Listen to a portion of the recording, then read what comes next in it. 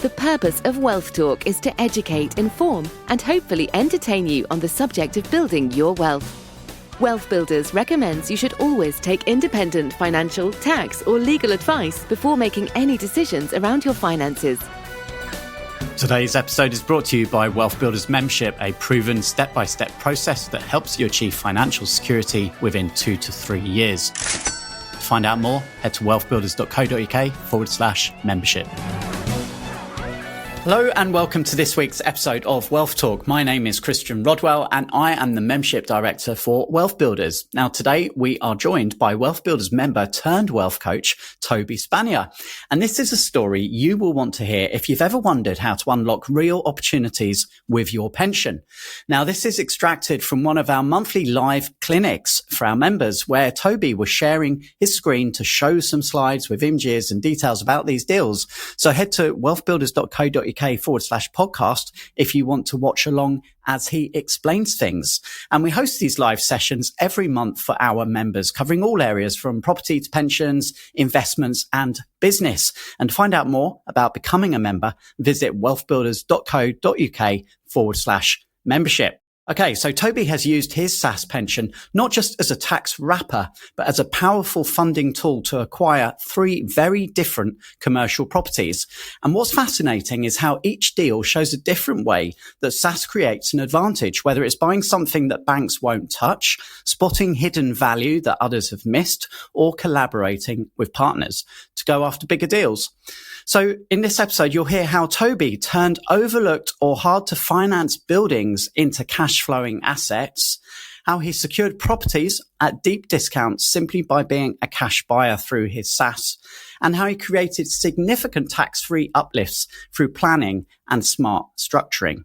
Now, this isn't just theory, it's practical, real-world case study that will help you see exactly how SSAS can accelerate your wealth-building journey, especially if property is your passion. So let's dive in and hear how Toby did it. Okay, so I'm going to talk about funding commercial property within your SSAS. This is a two-parter, really. So as you can see, there's a number of properties on the screen, and I'm going to give you some real-life case studies. The top 3 properties, you can tell what they've got in common, can't you? They're all commercial properties, right? So that's what I'm going to focus on today. So these are properties that my wife and I have bought within our SSAS. Some of them still got, some of them we have sold. The bottom 3 are properties that we purchased using loan back from our SSAS. So that is going to be part 2 next month. But today I'm just going to focus on buying commercial properties within the SSAS and why I think it is such a good idea. So the first thing I want to say is with your SSAS, of course, I mean, my strategy when I got my SSAS was I got a SSAS because I was a property person and I wanted to do loan back. But of course, you can only loan up to 50% of the net value of your SSAS. So what do you do with the other 50%? And that's when I thought, a SSAS, you can actually buy commercial property. You can't buy commercial property directly in a SIP or in any other pension. So let's do that as a strategy. And what I want to talk about today is why I bought stuff within the SSAS and why I think commercial property and SSAS work really well together. And perhaps a bit of where I think commercial property and SSAS don't work so well together. So my journey started with this property here, the one in the middle. And this is a property in Folkestone. This was back in 2019, I think. So I set my SSAS up in 2018 and this was in 2019. So it's the first commercial property that I bought within my SSAS.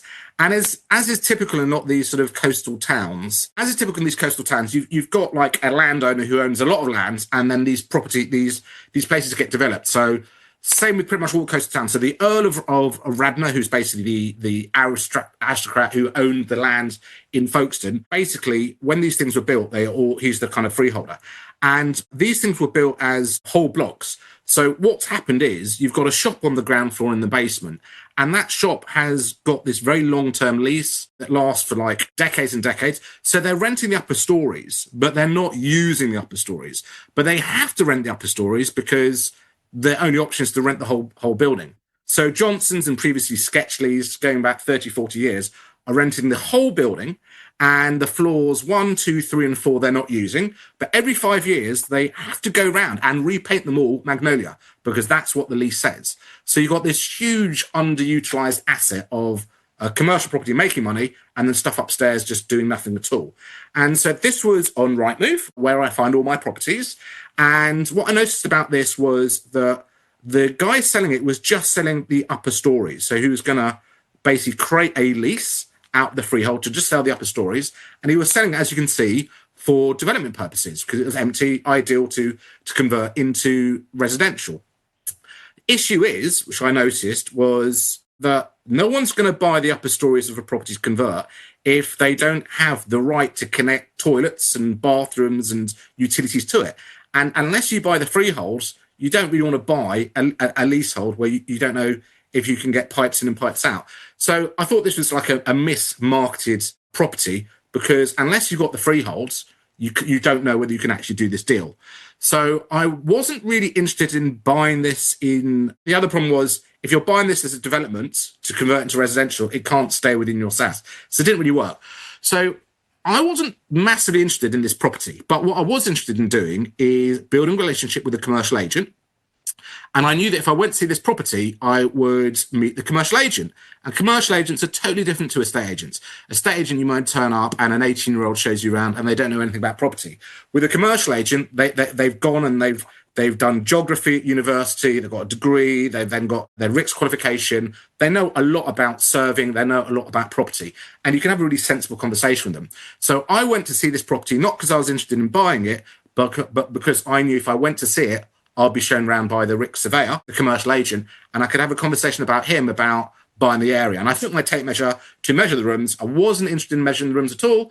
All I wanted to do was go as slow as possible to maximize the amount of time I could build a relationship with this commercial agent and to quiz him, saying, what's the area like, what the yield's like, what's the demand like, because I did want to buy commercial property within this area because it's not very far from where I live. It's about an hour away from where I live. And at the very end, I asked the Columbo question, which is, I'm not really interested in buying a lease, but I know it's not being marketed as such, but would the vendor be willing to sell the whole freehold, the shop and these upper stories?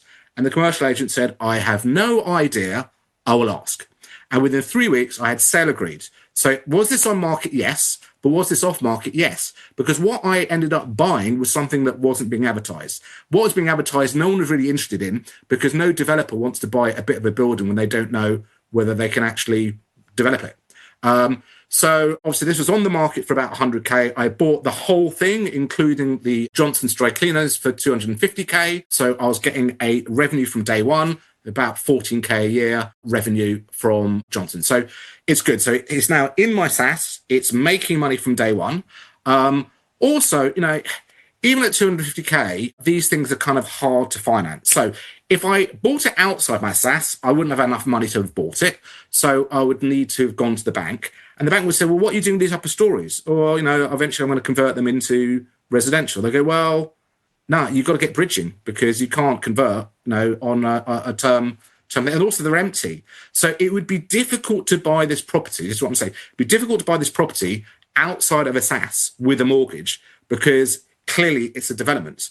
And so therefore you need bridging, and then bridging would make it really expensive, and then it wouldn't be worth doing because it wouldn't make enough money. So that's the first thing I'd say about this. It worked well to buy in my SSAS because I own it. I haven't given anyone a first charge. I don't need bridging. I don't need term finance. I can just go ahead and buy this thing. And it would be more difficult to buy it outside of with a mortgage because you've got rental income downstairs, but you've got zero income upstairs. So I bought it. And then I wanted to ask a question, which is, what is the most valuable property of these three? There's one on the left, one in the middle, and one on the right. So what is the most valuable? Answer. Most people would say one on the left or one on the right because it's end of terrace and it's a bit more private. But I would say the one in the middle. And the reason why I like the one in the middle is, as you can see from the architect's drawings, you get more roof space. Now, on the left and the right, these properties have been developed. There was a flat on the first floor, flat on the second floor, and then a duplex flat on the third and the fourth floor. That attic room became a second bedroom. In the middle one, there were just empty uppers. So I knew that on the left and the right had been converted to residential. So, very likely to be able to convert these to residential. But what I also realized was it might be possible to get a fourth flat in that attic space, which is, obviously makes the deal so much better. 4 flats is better than the 3. So this is the floor plan. So they're all about 40 square meters, but that top flat was really small. Because it was in the eaves, it was 26 square meters. Now, to have a new property, to create a new property, you need full planning permission, or you need permitted development, but you need to provide at least 37 square meters. So everyone looking at this goes, that top floor is not big enough for a flat. So I can only get 3 flats out of this building. So therefore, it's not worth so much to me as something which makes 4. But I was able to magically grow that top flat from 26 square meters to over 40 without building anything. How was I able to grow something from 26 to over 37? I was able to do it the following way. Business rates, when they measure stuff, they don't measure the staircase. They just measure the actual usable rooms. So I got another 3.5 meters by putting the entrance a level below, because it's still a 1-story if you enter downstairs and go up some stairs. So long as there's no rooms or anything usable, you can add that to your floor space. Then I've got all that landing, another 9.1 square meters. And there's other rules about if you create storage, even when you're under 1.5 meters high, you can still include it as part of your floor space. If it's a cupboard, if it's not a cupboard, you're not allowed to include it at all. So I was able to add some more. So that got me to my 40 square meters. And then I was able to use a permitted development called Class MA to basically say, this is an empty building. I'd like permission to convert it to residential. And that came through. So fantastic. I've still got the shop making me money, but now I've got planning permission to convert the uppers into flats. Now, if I wanted myself to convert the uppers into flats, I would have to get this out of my SSAS. I would have to create separate leases, sell the upper stories. They're still commercial, so I wouldn't pay any stamp duty up to 150 grand of value, but I would need to sell that to my limited company. I could use loan back. So there's some clever things I could do to sell it to my limited company without me needing any cash. So loan back would be one idea, because I could give my SSAS, which is the owner. I could then sell it from the SSAS to my limited company, and my limited company could give a first charge security to the SSAS of these upper floors. So there's a way of moving this stuff around if I want to develop it. But actually, I've decided I want to sell it. And if I sell it with this plan permission, all that gain is tax-free. Now, you can't do trading within your SSAS, but I have owned this thing since 2019, and I'm only now at the point of selling these upper stories. So I wanted to share this as my first example, because you can see planning gain. Now, why is SSAS a good place for planning gain? Because all that planning gain is tax-free. If I bought this in a limited company at 250 grand, and then I get this planning gain, and then I sell it, I'm going to pay tax on, corporation tax on that uplift. But because it's all within my SSAS and I sell it with the planning, that uplift is tax-free. So that's good. The other thing is, this would have been a very difficult property to have bought with a mortgage. You kind of probably need bridging, which would have made it, financially a lot less viable. And again, it is kind of quite hard to get commercial finance. Typically, it's not worth the commercial lender's while to do all the underwriting unless you're borrowing at least 150 grand. To borrow 150 grand at 70%, you need to be buying buildings at least 220 grand. So this is just a little bit above that. So I might have been able to get a mortgage on it, but I think it would have limited me. And of course, I'm then tied into a mortgage, and I can't sell the property without incurring some early redemption charges. Whereas I just own this property outright. There's no debt on it. It's producing a nice sort of 8% yield within the SSAS from day one. And I know I've got this planning gain that is coming shortly, which is fantastic. So that's the first one I bought. You may not have £250,000 in your SSAS, or you may have £250,000 in your SSAS, but you don't want to go all in on just one asset. I don't think it makes sense to take all of your SSAS pension and stick it in any single one asset. I kind of like to think of, ideally around a third, perhaps in commercial property, a third to 50%, but probably not more than that. I want to have some different strategies. So if you haven't got 250 grand, why not buy something that is less than 250 grand? This was on the market for £125,000.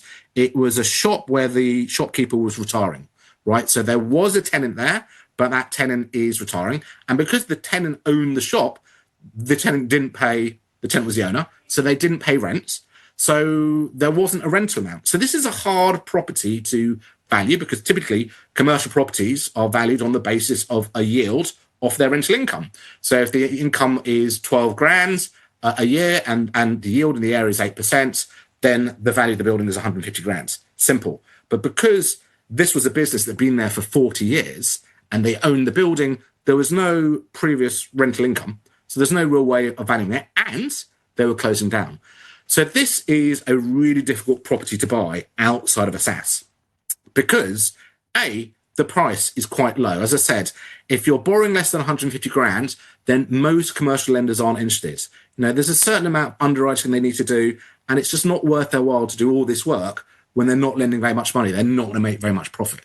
So it's hard to sell these properties that are below 220k because they're hard to finance. Unless you're walking around with 220 grand of cash in your pocket, you're unlikely to be able to buy one of these. Now, if you did buy one of these with a mortgage, it's got no tenants. Had a tenant until I bought it. So that means there's no income. Because there's no income, you can't get a term lender to lend you on it. You could only get a bridging company to lend you on it. Now, bridging's about 14%. Again, then you've got no money coming in and you're paying 14% interest on whatever you're borrowing. That's going to kill the deal. So again, this is an ideal thing to buy within a SSAS because within the SSAS, you don't need to get a mortgage. You've already got cash. Okay, you're not getting an income, but you're buying something. You're getting capital appreciation from day one. But because you're a cash buyer, because people can't mortgage this, and because it's not economically viable to bridge it, you get a discount. And so this was on the market, £125,000. What discount did I get? Quite a reasonable discount. I bought it for 100k. Nice round figure, which is what the vendor wanted because they wanted a 6-figure sum, and I got 25 grand off. I mean, it's hard to know what the real value is, but I definitely got a discount on the purchase of that property. And just going backwards, this property here, I've just had this valued. The upper stories have been valued at £225,000 in their current state. So they've got planning, but nothing's happened. I bought the whole thing for 250 grand. So clearly, I've created some value there. I think the shop's probably worth 175 to 200. So yeah, so I think a good place to buy is within the SSAS. You get this massive discount because you're a cash buyer. The vendor likes it because they know you can transact. With someone with saying they're going to get a mortgage, they probably can't, or if they do, it's not going to be on great terms. They might pull out. So there was certainty of the deal when I made the offer. I was able to send in a statement from my SSAS saying, this is how much money is there. I'm a cash buyer. Therefore, I want a good deal. And so we were a good deal. So this is the photo of the outside. Why did I want to buy this property? Well, firstly, quite cheap, and I got a discount. Secondly, I want you to tell me, what do you notice in the following photos? So these are the photos of the entirety of this premise. There's a little storeroom at the back, which there isn't a photo of. So what do you notice the difference between this property here on the outside and this property on the inside? What don't you see? What would you expect to see that you can't see in these photos? And this is the first thing I noticed when I saw this on Rightmove. What can you see here that you can't see here? Any answers? Looks like a couple of people are dropping notes in the chat, Toby. Seems like windows is a common answer. Someone's put Can't see any windows. Windows. No, the person's got this one right. Simon Walton, well done. Stairs. There are no stairs. You notice there are no stairs on this ground floor. That's the first thing I noticed. What you can notice, I don't know if you can see my cursor. Can you see my cursor? There's a little hatch, tiny little hatch, about A3 size. So what's happened is there were stairs. The stairs have been taken out for two reasons. Firstly, it maximizes the floor space, which if you've got a shop, that is, you want the floor space on the ground floor where you have customers.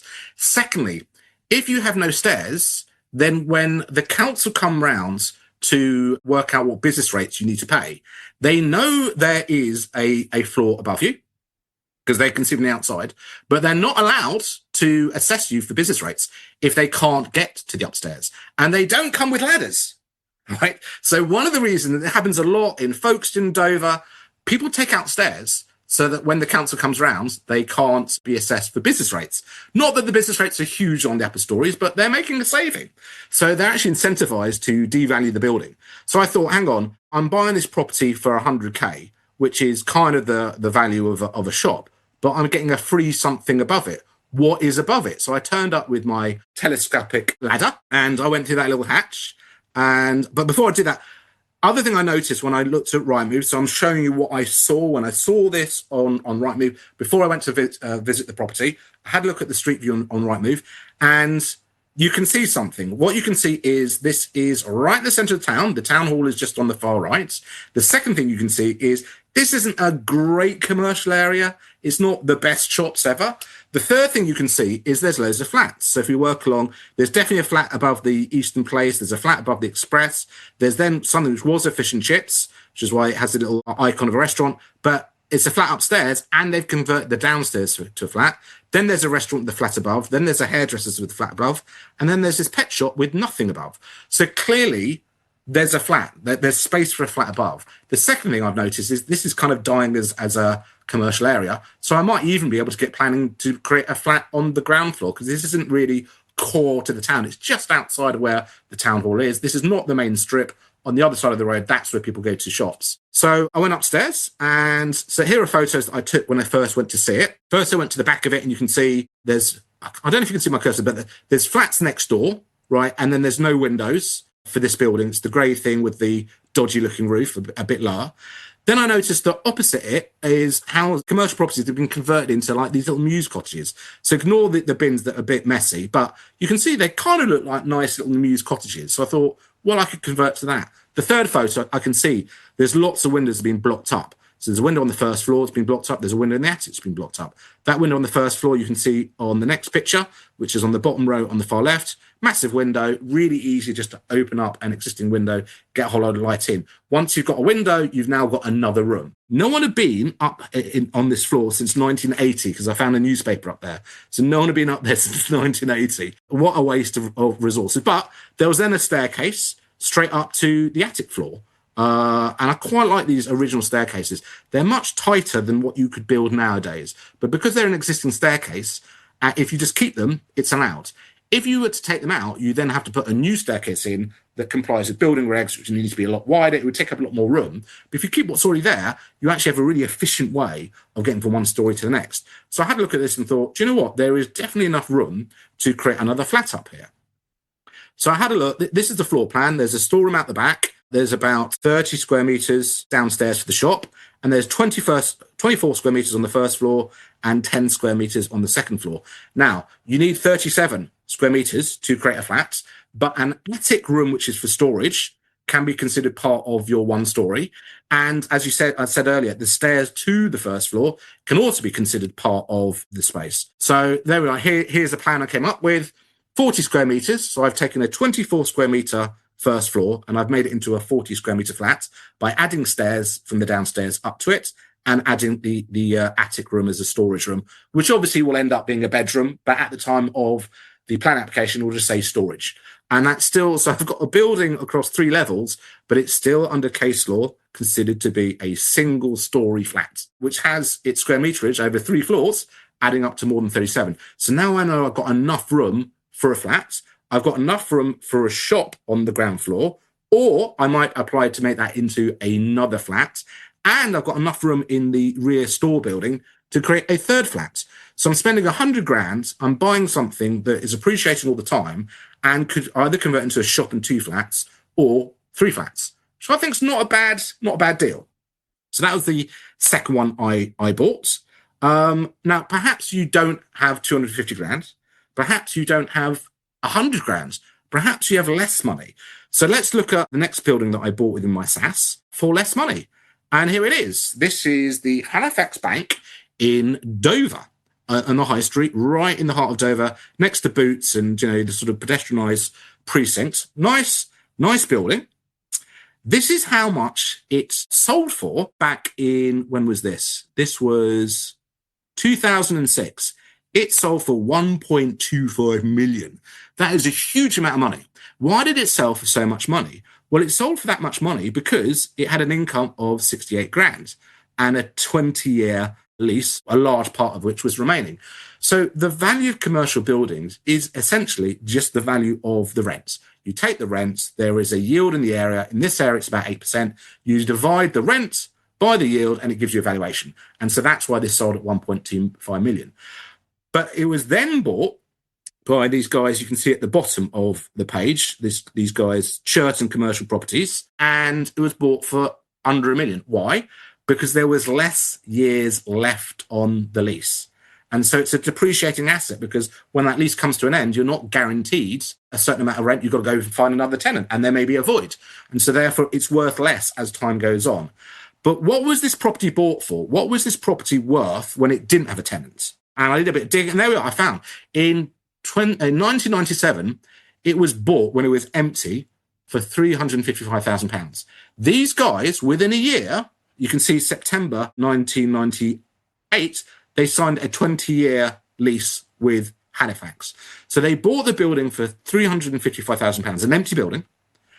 And then they got a tenant within a year, exactly within a year. It took them slightly under a year to get a tenant at 68 grand a year. And that made the property then worth 1.25 million. So now you can see the value of the reason of buying commercial property. If you buy something without a tenant, which you can do in a SAS because you don't need a mortgage, you can buy in cash. You don't need bridging, you don't need term lending. So it's easy to buy because you've got an amount of cash. So you buy something that's empty, you're not paying any interest because you just bought it in cash. You can't lose the property because you own it, you don't have a mortgage, no one's got a first charge on it. So you're in a secure position. You then find a tenant within a year, suddenly you create this huge amount of value.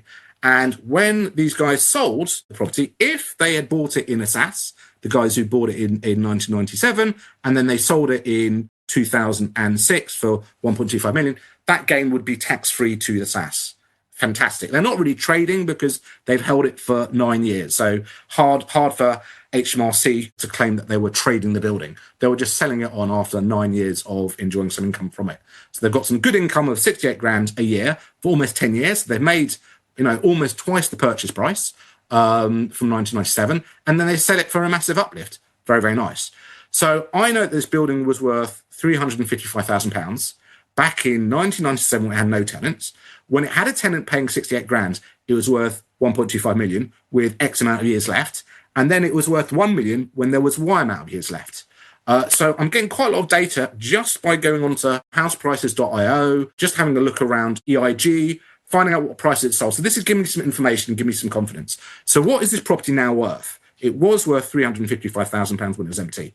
This is what it looks like today.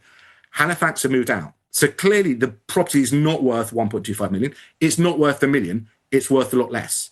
Now, it was sold for £355,000 back in 1997 when it had no tenants. So what's its value today? Now it has no tenant. Well, it should be about the same amount of money with capital growth.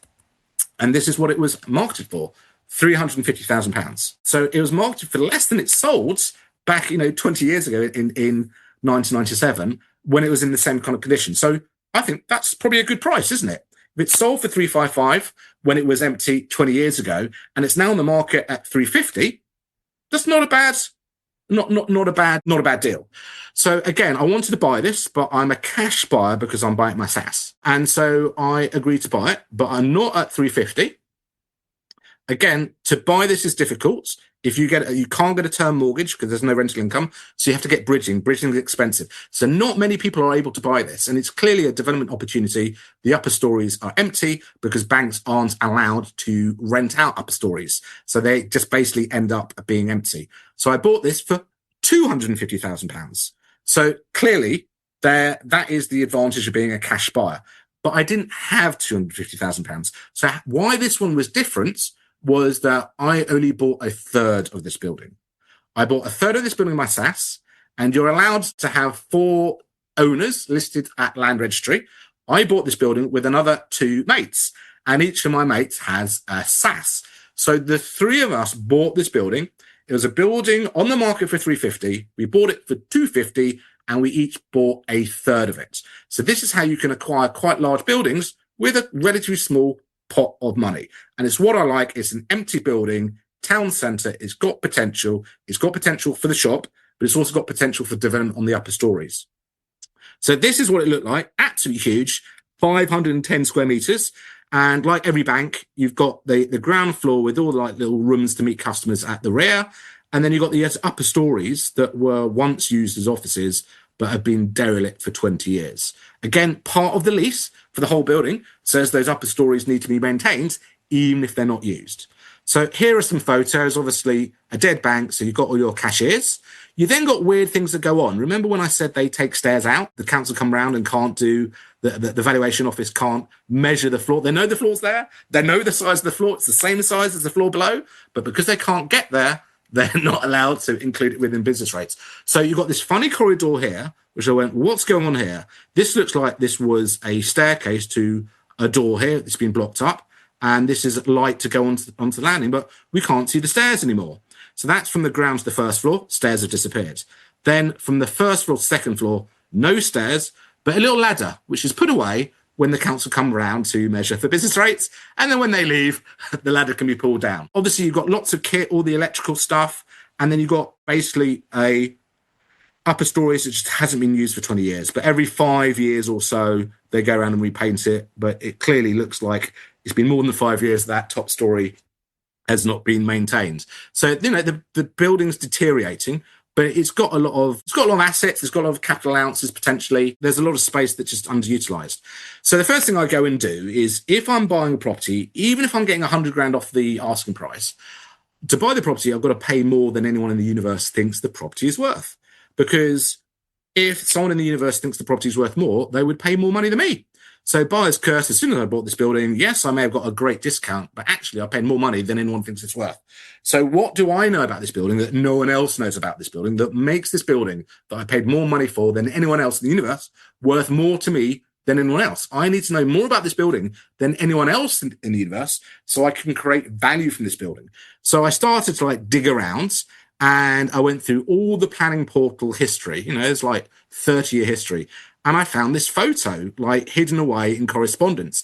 And you can see that where there is currently an ATM, there was a front door, there were stairs going up to the first floor. So that's where the stairs were. And the cheapest way to convert a property is to put it back the way it was designed. The best thing I think to do with the property is work out, what was this originally designed for? How did it operate? What is the modern equivalent? So back at this time, there was a shop on the ground floor, and then there were stairs to a different shop on the first floor. I think it was a hairdresser's, about 40 years ago. So the cheapest thing for me to do is to put back what was there. Otherwise, I'm fighting the building by trying putting stairs where stairs have never been. So that meant I now know something about this building that no one else knows. Agent didn't know about this. It's just been lost. 30 years ago, there was something upstairs. No one can remember. No one's around anymore. So the strategy for this building was to reinstate the building's original stairs and to unlock its residential potential. So as soon as we get stairs in the right place, which is down here, all of a sudden, all these windows along the sides can be used for rooms. Whereas currently, Halifax put in a massive staircase on that wall where the windows are. So you don't have any windows. The windows got blocked up. So you can't use it for residential because you need to have a window for every habitable room. A bedroom, a dining room, a living room. These are habitable rooms. Kitchens and bathrooms you don't live in, so you don't need windows for them. So putting the stairs back where they were, which is on that party wall with boots, is the right place for them. That's where the stairs were originally designed, and that's how the building used to work. And Halifax, for their own reasons, put the stairs elsewhere, blocked up the windows for security, and it basically ends up not working at all. So what I like about this is probably these upper stories were originally residential, so we're just putting them back the way they were. So it's quite simple. You do research, you find out how the building was originally used, and then you think, what is the modern equivalent of that? Well, probably originally people used to live upstairs. It was probably residential, and they probably had rooms where the windows were. And so the simplest thing to do is to put the staircase back where it originally was, and all of a sudden you've now got access to 5 flats. At the time, there was a business down the road that wanted to expand, and they wanted 2 shops and they wanted no windows. So we designed this to be a small shop at the front where they could sell their games and stuff, and then another shop with another entrance at the rear or the middle of the building with no windows where people could go and actually do their gaming.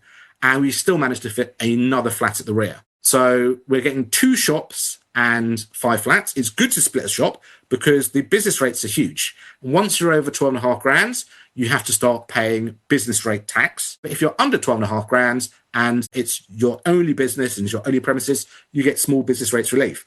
So this building had business rates of 40 grand, which meant you pay 20 grand a year in business rates tax. But once you take the upper stories off Now, they're not included in your business rates anymore. And once you split your shop into two, now you've reduced your business rates down to a level where a shop owner, a business owner can come and they get business relief. So now they're saving 20 grand or 10 grand of business rates. So now it's easier to rent the property. You can rent the property for more money and you can get two income streams rather than one income stream. So that's another advantage of buying an empty property. It gives you the ability to do that sort of cutting up and increasing your cash flow and revenue. But you need to be able to afford to do that, and you'll never be able to do that on bridging when you don't know how long it's going to take to get a tenant. But it doesn't matter. We buy it in a SaaS. It doesn't matter. It's got no rental income because of this development potential and because we're not paying any debt.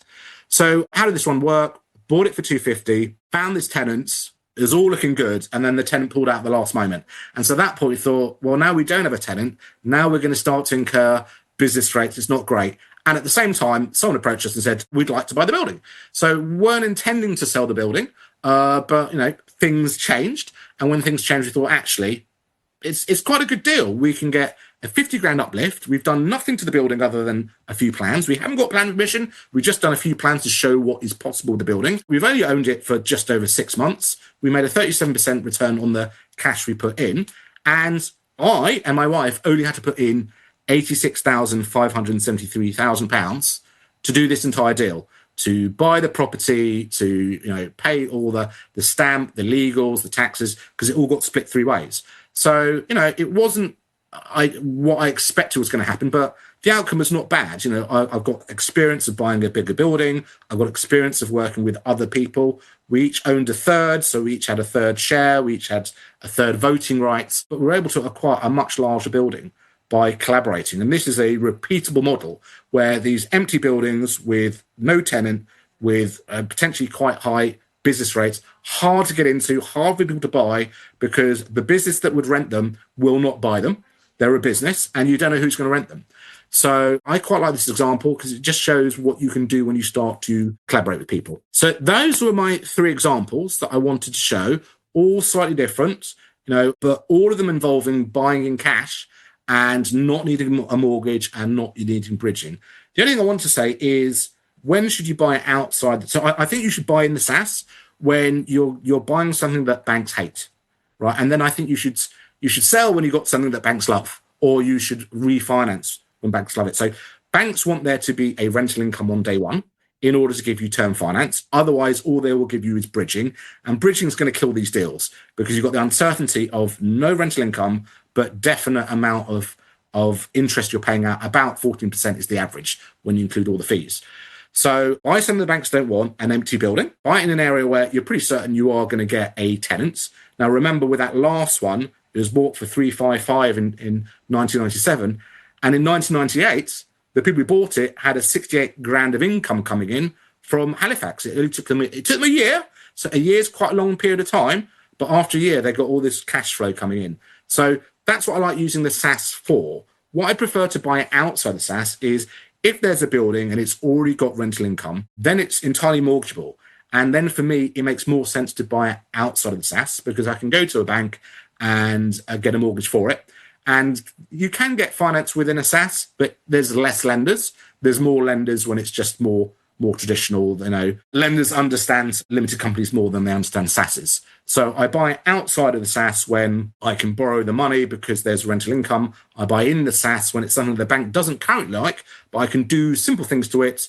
And then once those things are done, I've got the option of either trying to finance within the SaaS or selling that point and exiting. And obviously all that gain is tax-free.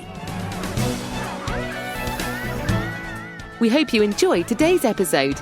Don't forget that we are constantly updating our resources inside the Wealth Builders membership site to help you create, build and protect your wealth. Head over to wealthbuilders.co.uk/membership right now for free access. That's wealthbuilders.co.uk/membership.